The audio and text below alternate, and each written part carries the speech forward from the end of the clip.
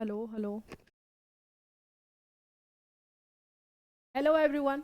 कैसे हैं आप सब? तो होली के बाद आज हम लोग की फर्स्ट क्लास है।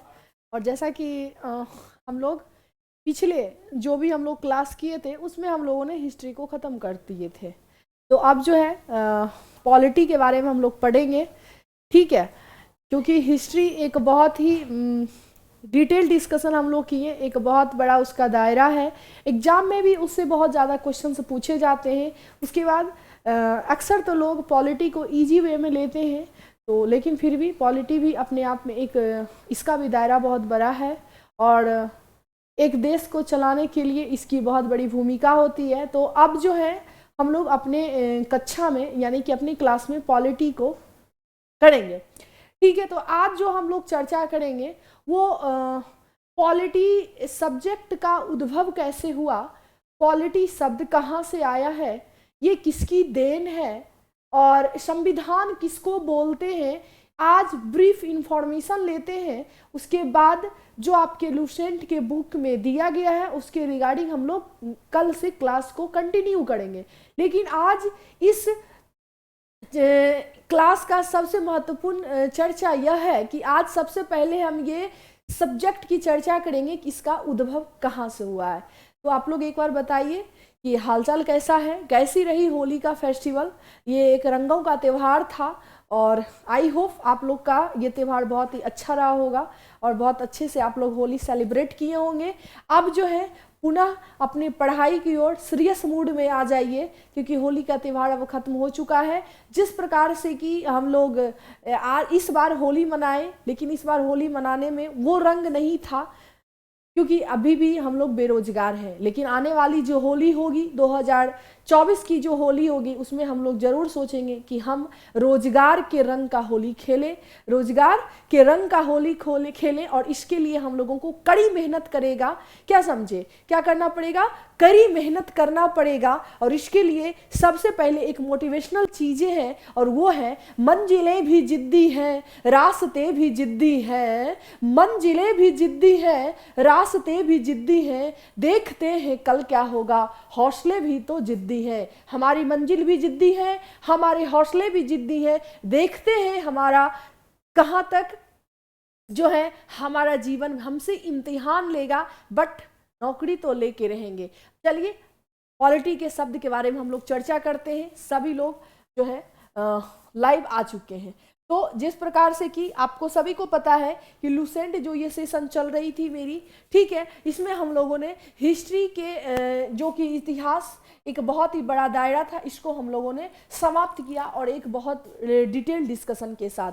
अब इसी कड़ी में हम लोग जो है भारतीय संविधान की ओर बढ़ेंगे। लेकिन इससे पहले जो है हम लोग इसके इस सब्जेक्ट का कैसे उद्भव हुआ, क्या हुआ, कैसे यह एक सब्जेक्ट के रूप में आया है, इसके बारे में समझने का प्रयास करेंगे। और उसके बाद कंटिन्यू आपका इंडियन कॉन्स्टिट्यूशन चलेगा लूसेंट के बुक के अकॉर्डिंग। ठीक है, तो आज जो है हम लोग समझने का प्रयास करते हैं। देख रहे होंगे पीपीटी में बहुत सारी चीजें लगी हुई है जो कि समझ में नहीं आ रहा होगा, हम इसको समझाने का प्रयास करते हैं क्या उसको बोलते हैं, पेशेंस के साथ। अब जो है सुनिएगा। सबसे पहले तो देखिए यहां समझना है ऑरिजिन ऑफ पॉलिटी क्या है। ये ऑरिजिन ऑफ पॉलिटी जो है, पॉलिटी शब्द का उद्भव कैसे हुआ।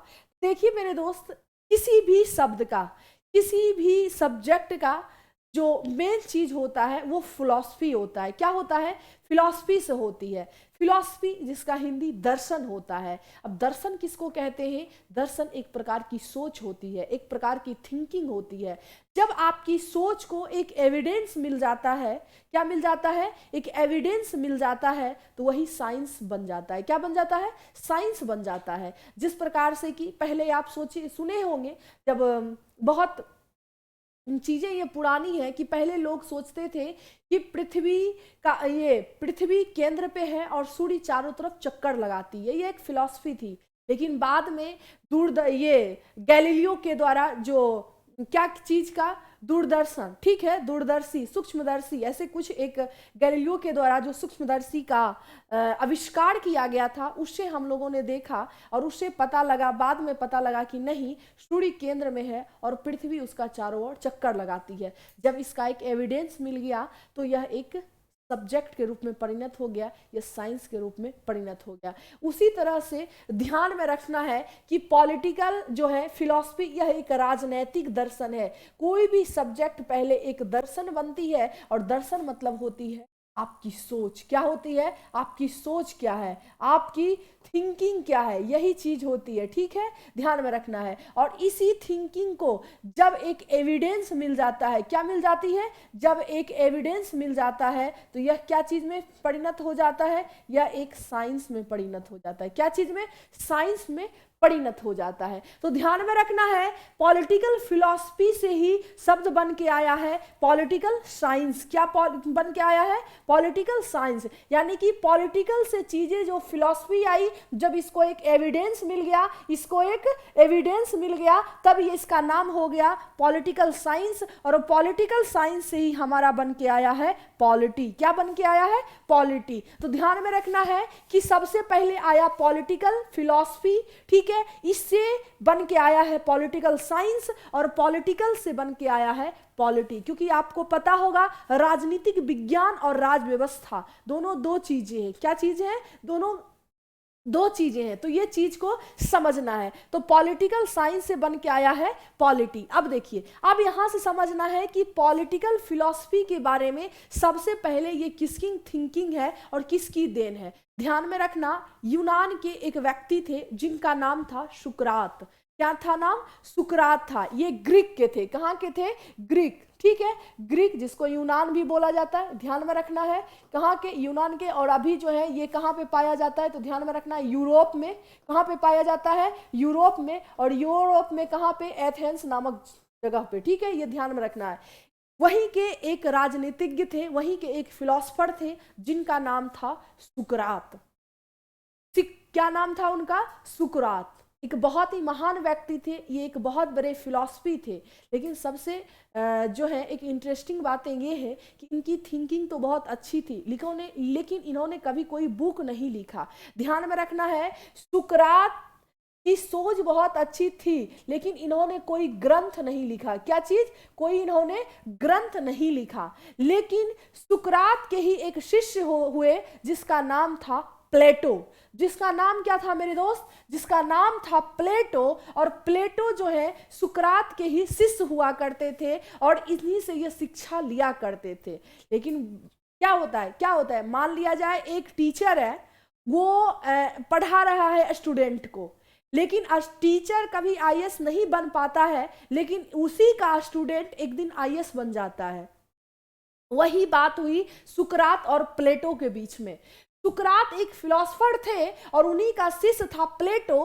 प्लेटो इन्हीं से शिक्षा ग्रहण करते थे, लेकिन इन्होंने एक बुक लिख डाली जिसका नाम था रिपब्लिक। ध्यान में रखना, जिनके बुक का नाम था रिपब्लिक। तो ध्यान में रखना, अगर आपसे क्वेश्चंस आ जाए कि सुकरात के द्वारा कौन सा ग्रंथ लिखा गया है, तो ध्यान में रखना सुकरात ने कोई भी बुक नहीं लिखा है। क्या?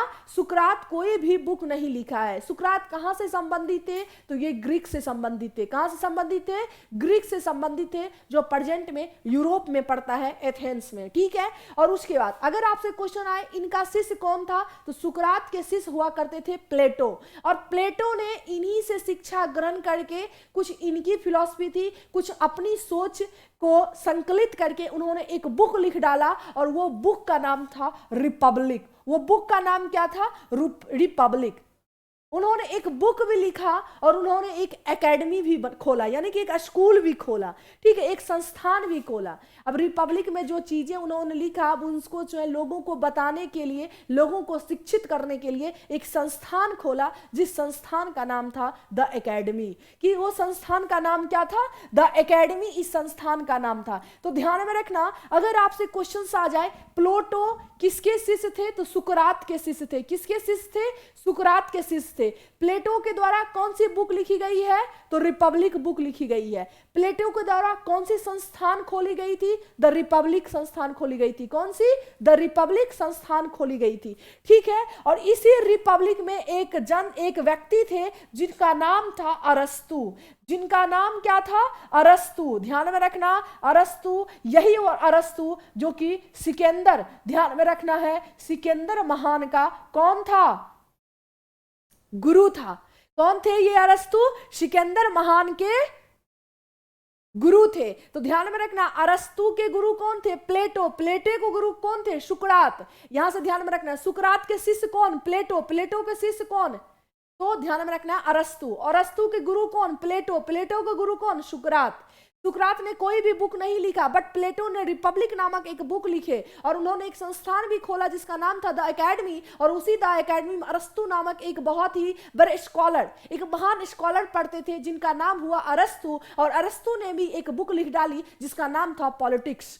ध्यान में रखना है, जिनका नाम था पॉलिटिक्स, और यहीं से पॉलिटिक्स शब्द आती है। और इसीलिए अरस्तु को फादर ऑफ पॉलिटिकल साइंस बोला जाता है। क्या बोला जाता है? फादर ऑफ पॉलिटिकल साइंस बोला जाता है। तो अगर आपसे क्वेश्चन आ जाए फादर ऑफ पॉलिटिकल साइंस किसको बोलते हैं, तो अरस्तु को बोलते हैं। यहां से 3-4 क्वेश्चंस आपसे पूछा जाएगा, तो यहां से 3-4 क्वेश्चंस हम लिखने का प्रयास करते हैं। सबसे पहले अगर क्वेश्चन आ जाए अरस्तु, क्या आएगा? अरस्तु। ध्यान में रखना है, अरस्तु का गुरु। अरस्तु का गुरु कौन थे मेरे दोस्त? तो ध्यान में रखना है प्लेटो। कौन थे? प्लेटो इनके गुरु थे। ठीक है, कौन थे? प्लेटो इनके गुरु थे। प्लेटो के द्वारा कौन सी बुक लिखी गई थी? तो ध्यान में रखना है रिपब्लिक। क्या लिखी गई थी? रिपब्लिक लिखी गई थी। रिपब्लिक लिखी गई थी। इनके द्वारा कौन सा संस्थान खोला गया था? तो द एकेडमी। क्या खोला गया था? The academy. ठीक है, ये ध्यान में रखना है, द एकेडमी खोली गई थी। और इसी एकेडमी में कौन पढ़ते थे? अरस्तु। अरस्तु। अरस्तु किसके गुरु थे? ध्यान में रखना है, सिकंदर के गुरु थे। कौन? किसके? तो सिकंदर के गुरु हुआ करते थे। ठीक है, ये चीजें ध्यान में रखना है, सिकंदर के गुरु हुआ करते थे। दूसरी बात, अरस्तु ने कौन सी बुक लिखी? तो ध्यान में रखना है पॉलिटिक्स। कौन सी बुक लिखी? पॉलिटिक्स इन्होंने बुक लिखी। पॉलिटिक्स इन्होंने बुक लिखी, और इसीलिए अरस्तु को फादर ऑफ पॉलिटिकल साइंस बोला जाता है। क्या बोला जाता है? फादर ऑफ पॉलिटिकल साइंस बोला जाता है, क्योंकि पॉलिटिक्स से संबंधित चीजें को अरस्तु ने अपने बुक में लिखा होगा। इसीलिए अरस्तु को क्या बोला जाता है? Father of political science. जिस प्रकार से कि हेरोडोटस को फादर ऑफ हिस्ट्री बोला जाता है, क्योंकि उन्होंने यूनान में जो युद्ध हुई थी उसकी चर्चा उन्होंने अपनी बुक हिस्टोरिका में लिखा है। किस में लिखा है? हिस्टोरिका में लिखा है। और उसी प्रकार अरस्तु के द्वारा जो बुक लिखी गई होगी पॉलिटिक्स, उसमें उन्होंने एक शासन में, एक राज्य में राजा को किस प्रकार से शासन चलाना चाहिए, वहां की व्यवस्था कैसी होना चाहिए, उसी सारी चीजें का वर्णन उन्होंने अपने बुक में किया होगा। इसीलिए इनको फादर ऑफ पॉलिटिकल साइंस बोला जाता है। क्या बोला जाता है? फादर ऑफ पॉलिटिकल साइंस बोला जाता है। ठीक है, तो ये चीजें आई थिंक यहां तक चीजें आप लोगों को समझ में आ गई होगी। अब आगे की चीजें हम लोग देखते हैं। तो सबसे पहले ध्यान में रखना है, पॉलिटिकल फिलॉसफी से ही शब्द बनती है पॉलिटिकल साइंस, और पॉलिटिकल साइंस से ही शब्द उभर के आया है पॉलिटी। ठीक है, सुकरात यूनान के थे और इन्होंने कोई बुक नहीं लिखा। इन्हीं का एक शिष्य था प्लेटो। प्लेटो के द्वारा रिपब्लिक बुक लिखी गई थी और एक संस्थान भी खोला गया था द एकेडमी। वहीं का एक बालक था, एक विद्यार्थी था, एक स्कॉलर था जिसका नाम था अरस्तु। उन्हीं के द्वारा पॉलिटिक्स एक बुक लिखी गई जिसमें उन्होंने एक राजा को कैसा शासन चलाना चाहिए, एक राज की व्यवस्था कैसी होनी चाहिए, यही सारी चीजों का उन्होंने वर्णन किया होगा। इसीलिए इनको फादर ऑफ पॉलिटिकल साइंस बोला जाता है। ठीक है, ये चीजें ध्यान में रखना। अगर क्वेश्चन आ जाए कि द एकेडमी नामक संस्थान कहां पे खोला गया था, तो ग्रीक में खोला गया था। कहां पे खोला गया था? ग्रीक में खोला गया था। अगर क्वेश्चंस आ जाए सुकरात कहां से संबंधित थे? ग्रीक से संबंधित थे। प्लेटो कहां से संबंधित थे? ग्रीक से संबंधित थे। अरस्तु कहां से संबंधित थे? ग्रीक से संबंधित थे। और सिकंदर भी तो ग्रीक से ही संबंधित थे। तो ये सारे लोग भी ग्रीक से संबंधित थे। बहुत सारे सब्जेक्ट का देन ग्रीक से ही है। जिस प्रकार से कि आपको पता है ज्योग्राफी का भी देन ग्रीक ही शब्द से बना हुआ है, आपका हिस्ट्री भी ग्रीक से बना हुआ है, आपका पॉलिटिकल साइंस भी ग्रीक की ही देन है। ठीक है, तो ये सारी चीजें आपको समझ में आना चाहिए। सारे सब्जेक्ट का जन्मदाता आपका ग्रीक ही है। ठीक है, अब यहाँ पे देखिए आगे चीजें देखिए। अब यहाँ पे पॉलिटिकल साइंस के फादर वादर सब समझ गए। अब यहाँ से एक चीज आती है भारतीय राज व्यवस्था। अब हम लोग क्या पढ़ते हैं? भारतीय राज व्यवस्था। अब यहाँ से एक चीज आती है कि भारतीय राज व्यवस्था, अब इसी को संधि विच्छेद कर दीजिए। जैसे कि भारतीय राज व्यवस्था, एक आता है राज और एक आता है व्यवस्था। क्या आता है? राज आता है और एक आता है व्यवस्था। अब सबसे पहले बात हुई कि कुछ दिन 1833 यानी कि 1933 से पहले राज्य नामक कोई चीज, उसकी कोई परिभाषा नहीं हुआ करती होगी। ठीक है, उसकी कोई परिभाषा नहीं हुआ करती होगी, इसलिए इस चीजें को ध्यान में रखना है। तो सबसे पहले ये समझना है कि राज्य नामक चीजें जो है, राज्य नामक चीजें कब आया। तो देखिए सबसे पहले जो है एक कन्वेंशन हुआ था जिसका नाम था मोंटीवीडियो कन्वेंशन। सबसे पहले समझना है स्टेट। क्या समझना है? स्टेट समझना है कि स्टेट किसको बोलते हैं। तो 1933 के पहले किसी को पता नहीं था कि स्टेट की एक्चुअल में परिभाषा होती क्या है। ठीक है, इतना सारी चीजें समझ में आए। अब एक कन्वेंशन होती है और वो कन्वेंशन होती है 1933 ईस्वी में, और वो कन्वेंशन होती है मोंटीवीडियो में। कहाँ होती है? मोंटीवीडियो में एक कन्वेंशन होती है। अब ये समझ में आनी चाहिए मोंटीवीडियो क्या है भाई। तो मोंटी जो वीडियो है ना मेरे दोस्त, ये साउथ अमेरिका, आप नाम सुने होंगे साउथ अमेरिका, ध्यान में रखना है। साउथ अमेरिका, अमेरिका देश है, ठीक है, महादेश है। उसी में एक देश है जिसका नाम है उरुग्वे। क्या नाम है? उरुग्वे। और उरुग्वे की ही राजधानी है मोंटीवीडियो। उरुग्वे की ही राजधानी है मोंटीवीडियो। यहीं पे एक कन्वेंशन बुलाई गई और यहाँ पे राज्य का परिभाषा दिया गया कि हम लोग राज्य कहेंगे किसको। तब यहाँ पे कंक्लूजन निकल के आया कि एक राज्य होने के लिए कुछ आधारभूत चीजें हैं, अगर आपके पास है तो आप एक राज्य हैं। बोला क्या क्या होना चाहिए भाई? तो देखा गया सबसे पहले तो आपके पास एक पार्टिकुलर एरिया होनी चाहिए। आप राज्य तभी हैं जब आपके पास एक एरिया है। तो हमारे भारत के पास एरिया भी है कि नहीं? कितना एरिया है आप लोग कमेंट करके बताइए। सोनू कुमार, ये पेज नंबर से नहीं है, ये लुसेंट बुक में नहीं दिया गया है, ये हम अपने से आपको बताने का प्रयास कर रहे हैं। सब्जेक्ट कहाँ का उद्भव कैसे हुआ वो थोड़ा सा समझ लीजिए, कल से पेज नंबर हम आपको बताएंगे। ठीक है, तो सबसे पहले एक राज्य होने के लिए आपके पास एरिया होनी चाहिए। आपकी एरिया क्या है आपके भारत की? आप लोग कमेंट करके बताइए। दूसरा में पॉपुलेशन, ध्यान में रखना है, एक पॉपुलेशन भी आपकी होनी चाहिए। अब ऐसा नहीं कि एरिया है जनसंख्या नहीं है तो भी आप राज्य के कैटेगरी में नहीं आइएगा। तो आपके पास पॉपुलेशन भी होनी चाहिए, क्योंकि हमारे भारत के पास बहुत पॉपुलेशन है। क्या समझे? उसी टाइम 125 करोड़ नरेंद्र मोदी बोलते थे। आज अभी जो जनगणना हो रही है, ना जाने चाइना को भी पार कर जाएंगे। हमारी जनसंख्या सबसे ज्यादा हो जाएगी, तो बेशक पॉपुलेशन है हम लोगों के पास। समझ गया? उसके बाद देखना है गवर्नमेंट, सरकार भी होनी चाहिए। आपको राज्य के कैटेगरी में आने के लिए आपके पास सरकार भी होनी चाहिए। क्या होनी चाहिए? सरकार भी होनी चाहिए। और जो सबसे मेन इंपॉर्टेंट है वो संप्रभुता होनी चाहिए। क्या होनी चाहिए मेरे दोस्त? सॉवरेनिटी होनी चाहिए, जिसको हम बोलते हैं संप्रभुता। संप्रभुता है। अब यहां से एक चीज समझ में आती है कि संप्रभुता कहते किसको? बाबू, संप्रभुता उसी को कहते हैं कि आप अपने देश के अंतर्गत आंतरिक मामले या बाहरी मामले का कोई भी डिसीजन आप ले सकते हैं, वही आपका संप्रभुता हो गया। आप अपने देश के हित के लिए, ठीक है, अपने आंतरिक मामले के डिसीजन या बाहरी मामले के डिसीजन स्वयं ले सकते हैं, उस पर किसी भी देश का दबाव नहीं है, तो हो गया कि आप संप्रभु हैं। लेकिन अगर आप संप्रभु नहीं है तो भी आप राज्य के कैटेगरी में नहीं आते हैं। और यह डिसीजन कब हुआ? 1933 में, यानी कि 1933 के मॉन्टेविडियो कन्वेंशन, जो कि साउथ अमेरिका में हुआ था। तो अब ये समझना है कि सबसे मेन इंपॉर्टेंट एक राज्य होने के लिए आपका संप्रभुता होना जरूरी है। अगर आपके पास संप्रभुता नहीं है तो आप राज्य की कैटेगरी में नहीं है, पहला नंबर। अब ये आप लोग बताइए कि भारत 1947 के पहले क्या एक राज्य था? क्या एक राज्य था? यस या नो में आंसर दीजिए। क्या भारत 1947 के पहले एक राज्य था? यस या नो में आंसर दें।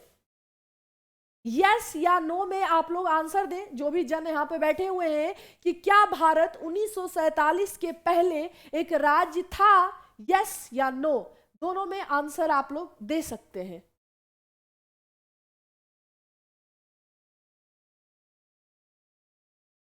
कमेंट कीजिए, नहीं करना है कमेंट, कसम खा लिए हैं।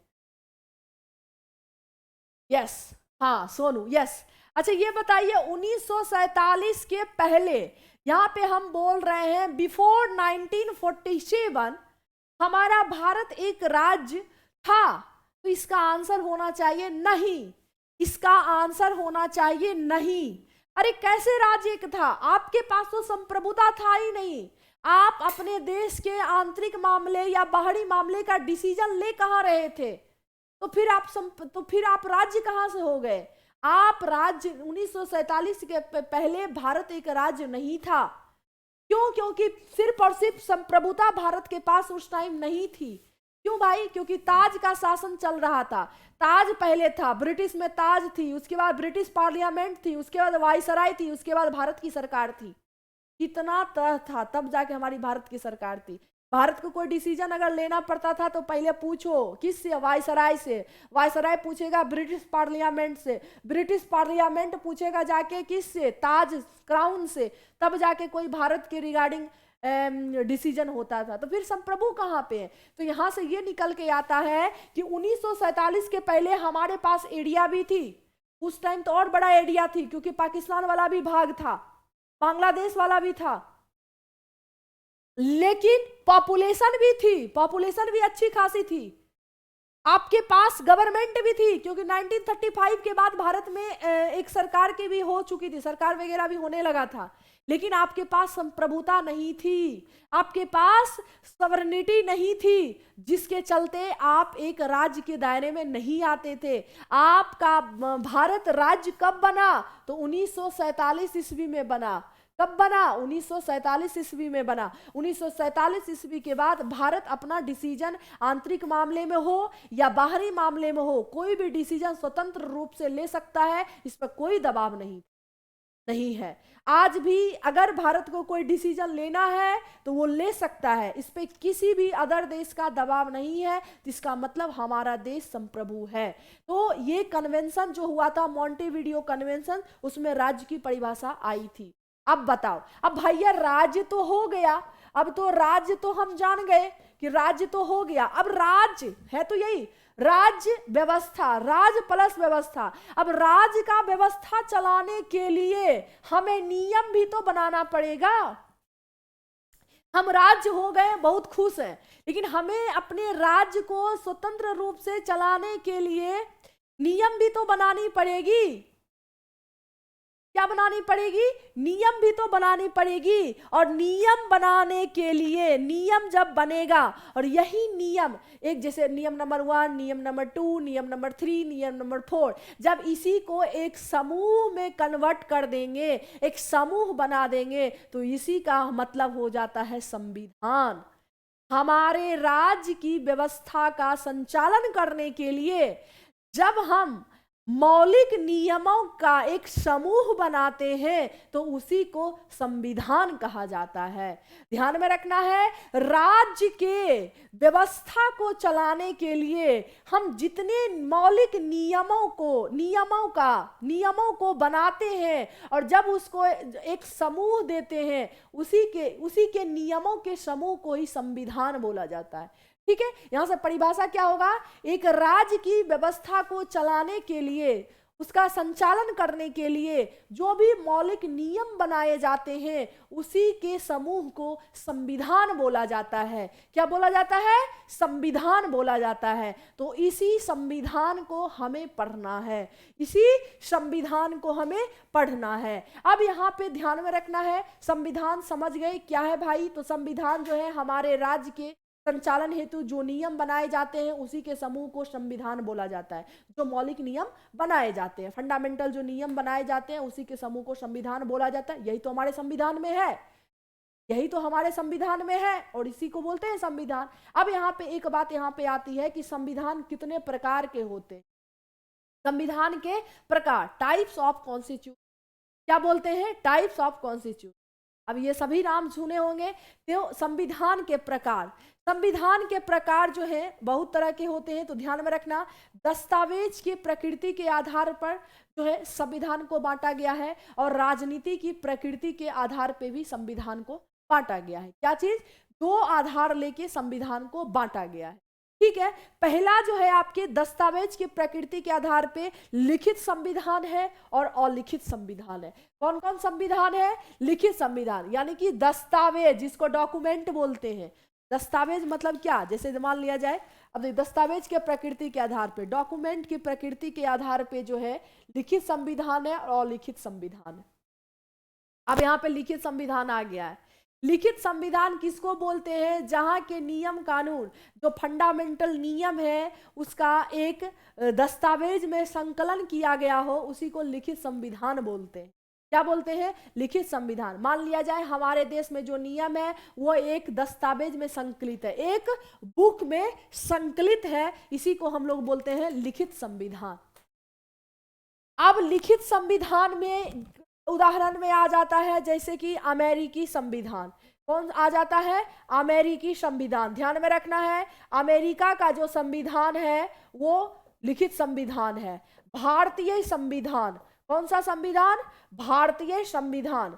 भारतीय संविधान भी जो है मेरे दोस्त ये आपका भी लिखित संविधान है। एक बात ध्यान में रखना है, पूरे विश्व में सबसे पहले अमेरिका का ऐसा संविधान है जो पहली बार लिखित संविधान लागू हुआ था। ध्यान में रखना है, अमेरिका संविधान जो है विश्व में प्रथम संविधान है, प्रथम लिखित संविधान है। कौन सा, प्रथम लिखित संविधान है। ध्यान में रखना है, यहाँ पे लिख देते हैं प्रथम लिखित संविधान। और ये जो है आपका 1700, ध्यान में रखना है 1789 में ही लागू हो गया था, 7 अनुच्छेद के साथ। अगर आपसे क्वेश्चन आ जाए कि अमेरिका का संविधान कब लागू हुआ, 1789 ईस्वी में, और इसमें कितने उस टाइम अनुच्छेद थे, तो 7 अनुच्छेद है। और ये पूरे विश्व का सबसे प्रथम लिखित संविधान अमेरिका का। ठीक है, भारत का भी लिखित संविधान।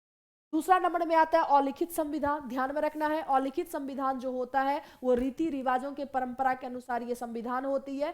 ठीक है, तो इसीलिए इसको अलिखित संविधान बोला जाता है। इसका हर राइट अलग अलग होता है। क्या होता है, बिखरा बिखरा होता है। ठीक है, इसको एक डॉक्यूमेंट में संकलित नहीं किया गया है, इसलिए इसको अलिखित संविधान बोलते हैं।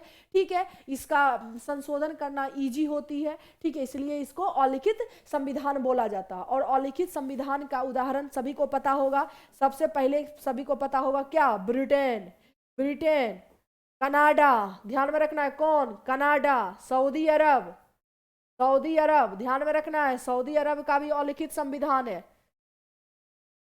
क्या चीज, सऊदी अरब का भी क्या है, अलिखित संविधान है। इजराइल, न्यूजीलैंड, ध्यान में रखना है, इजराइल, इजराइल, न्यूजीलैंड।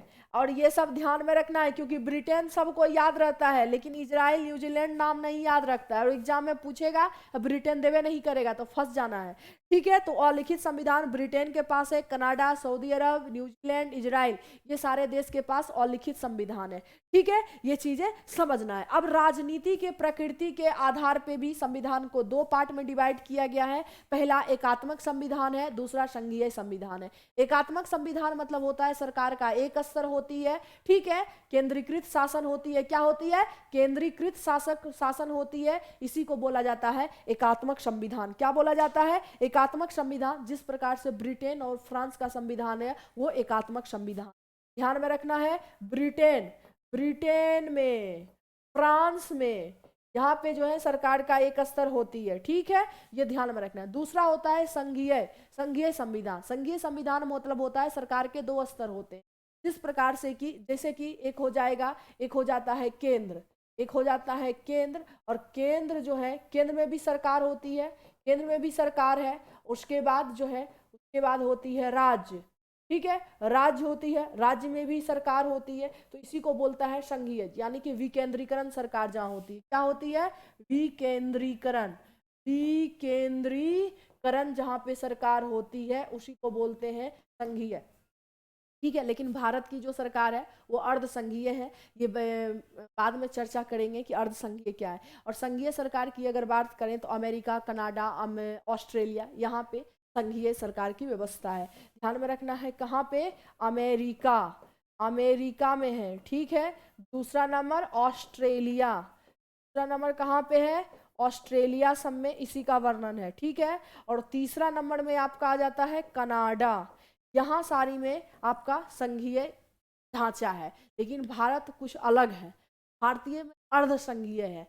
अर्ध संघीय मतलब क्या? एकात्मक का भी यहाँ पे कुछ अंश है, संघीय का भी, फेडरल भी है, ठीक है, यूनिटरी भी है, इसलिए इसको अर्ध संघीय बोला जाता है, ठीक है। दोनों का कुछ कुछ यहाँ पे है, फ्लेक्सिबल है, ठीक है। तो इसको हम बाद में चर्चा करेंगे, लेकिन यहाँ पे जो कुछ चीजें हैं इसको समझना है कि दस्तावेज के प्रकृति के आधार पे दो तरह का, लिखित संविधान और लिखित संविधान।